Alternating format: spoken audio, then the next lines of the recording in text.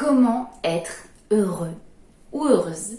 Bonjour à toutes et à tous et bienvenue sur ma chaîne Esther Valentin, votre coach spécialisé en vie sentimentale.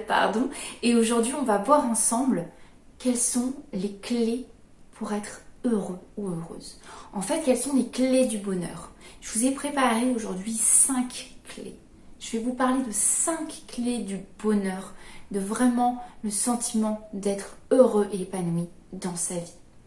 Vous allez voir, ce sont des bases essentielles du développement personnel, mais ce sont aussi les bases, naturellement, parce que ce n'est que la suite logique, de relations beaucoup plus saines, dont les relations sentimentales, qui ne sont finalement qu'une continuité de la personne que vous êtes dans votre vie.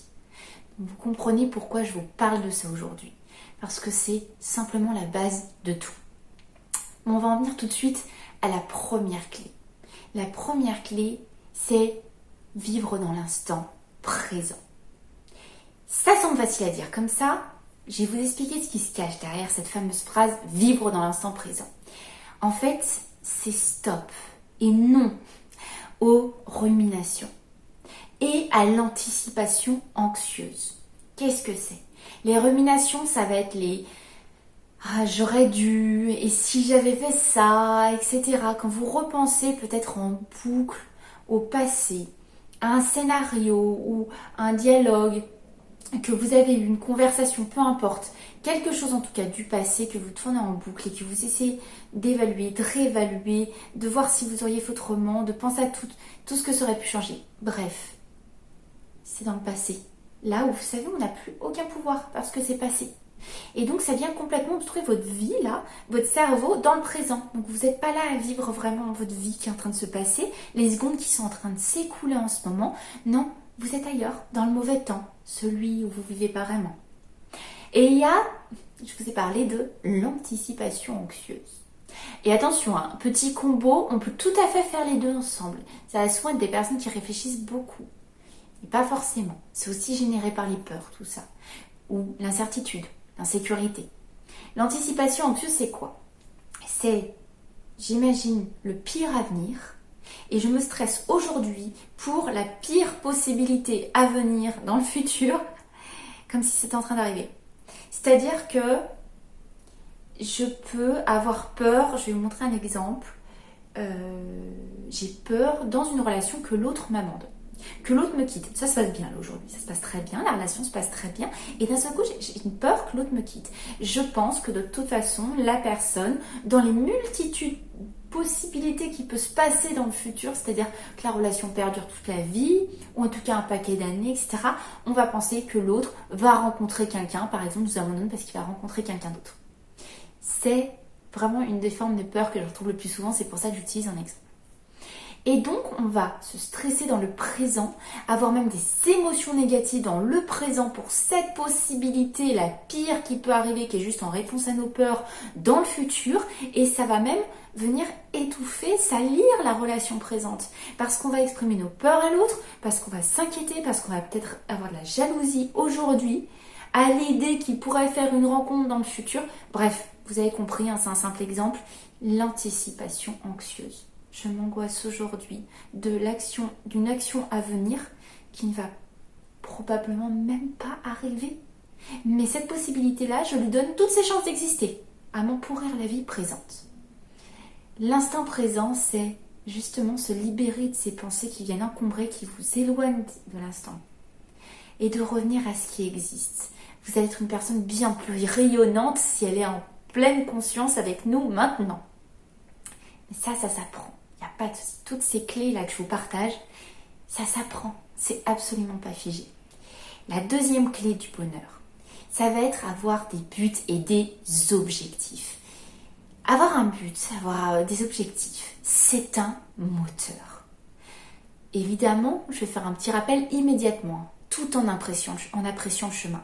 Ça veut dire que là, je vais prendre un extrême immédiatement. Si vous avez un objectif dans la vie, par exemple être heureux en amour, mais vous ne visez que cet objectif, vous voulez une relation longue, durable, vous n'allez pas vivre en attendant. Finalement, c'est une forme d'anticipation. Parce que vous allez tellement dans votre objectif, vous allez tellement dans cette attente de cet objectif pour être heureux, que votre vie, qu'est-ce qui se passe en ce moment pendant que vous êtes en chemin? Non. Avoir un objectif, c'est le moteur pour se lever le matin et c'est ce qui nous donne la direction de nos actions. Mais on va apprécier ce qui est en train de se faire, on va kiffer le chemin. C'est pas parce que je sais que je vais à une destination de vacances que je peux pas adorer tout le trajet qui mène en bord de côte. Voilà pour la métaphore. Je vais apprécier ce moment parce que je suis déjà en train de savoir où je vais et je sais que j'y vais. Donc je profite, mais je sais dans quelle direction je vais pour pas me perdre. Voilà ce que c'est d'avoir des buts et des objectifs. C'est un moteur, mais on apprend quand même, et ça revient avec le premier point, vivre l'instant, apprécier le chemin. C'est vraiment quelqu'un sans moteur, quelqu'un sans direction. Ça va être une personne qui va naturellement se démotiver, se perdre, et même pas avoir de toute façon, qui va pas avoir, se lever le matin, de courage à affronter sa journée. Et c'est là qu'on va rentrer dans une personnalité qui va plus subir la vie que la vivre pleinement. Le troisième point, la troisième clé du bonheur, pour moi, c'est la gratitude. La gratitude, c'est vraiment un outil extrêmement précieux qu'on ne nous a pas appris à développer dans notre vie. Et donc, on va devoir apprendre généralement suite à un événement perturbant de la vie ou simplement quand on se penche sur le développement personnel parce qu'on a envie de cet apprentissage alternatif un petit peu qui sort de notre culture générale où on veut développer son bonheur et son bien-être. Pourquoi c'est si important la gratitude ? Avoir de la gratitude et de la reconnaissance, ça va vous faire voir le verre à moitié plein, là où on a tendance à le voir à moitié vide. On va se générer de nouvelles habitudes qu'on va donner à notre cerveau. Avoir plus de gratitude pour soi, c'est une habitude à avoir. Et avoir plus de gratitude pour soi, ça développe l'estime de soi. Et vous savez à quel point c'est important de s'estimer à sa juste valeur pour ensuite vivre des relations épanouissantes. Donc la gratitude, ça se développe autant sur gratitude et reconnaissance sur la vie. Je suis reconnaissant d'avoir de la lumière aujourd'hui, d'avoir un beau rayon de soleil. Je suis reconnaissante pour le travail que j'ai fourni aujourd'hui qui va dans la direction de mes objectifs. Je suis reconnaissante envers mon partenaire de m'avoir fait à manger, par exemple. La reconnaissance, on pourrait pousser un petit peu plus ça, l'exprimer pour son partenaire, ses amis. C'est un combo de dingue pour les relations. Mais avant de faire ce travail de reconnaissance envers les autres, on apprend à le faire envers les choses simples de la vie. Et surtout envers soi, avoir de la gratitude et de la reconnaissance pour soi. Je me remercie d'être en train de regarder des vidéos pour en apprendre plus, pour aller vers plus de bonheur et de bien-être. C'est moi qui fais les démarches pour sortir de ma problématique, sortir de ma situation. Merci à moi-même. Ça fait égocentrique ? Non. Pourquoi vous attendriez des autres qui vous donnent de la gratitude si vous-même vous ne savez pas vous en donner ? Apprendre à vous apprécier, ce n'est pas de l'égocentrisme. L'égocentrisme, c'est si vous en oublieriez les autres. Mais à s'oublier soi-même, ce n'est pas du tout une clé du bonheur. Donc la gratitude, s'estimer justement et se porter de la reconnaissance, c'est une vraie clé du bonheur et du bien-être. La quatrième clé du bonheur, selon moi, ça va être le lâcher-prise. Ça revient un petit peu avec le travail sur l'instant présent. Le lâcher-prise, c'est qu'il faut s'occuper des choses et non pas s'en préoccuper. Elle est belle cette phrase. S'occuper des choses et non pas s'en préoccuper. Ça veut dire qu'il faut être dans l'action et naturellement les choses viendront à vous. On ne peut pas tout contrôler. Se préoccuper de choses sur lesquelles on n'a aucun pouvoir, aucune action à mener dans l'instant, mais continuer d'y penser, c'est se pourrir son instant présent finalement. Vous voyez, on revient toujours à l'instant présent. Alors que là où on peut s'occuper des choses, on agit. Je me mets en action là où quelque chose me déplaît.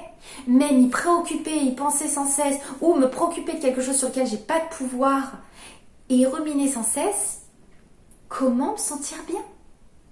Donc s'occuper des choses, agir et non pas s'en préoccuper en ruminant. En gros, ça va vraiment être ça, le lâcher prise. Et la cinquième et dernière clé que je voulais vous partager, ça va être de changer ses croyances. Oui, les croyances, ça se modifie.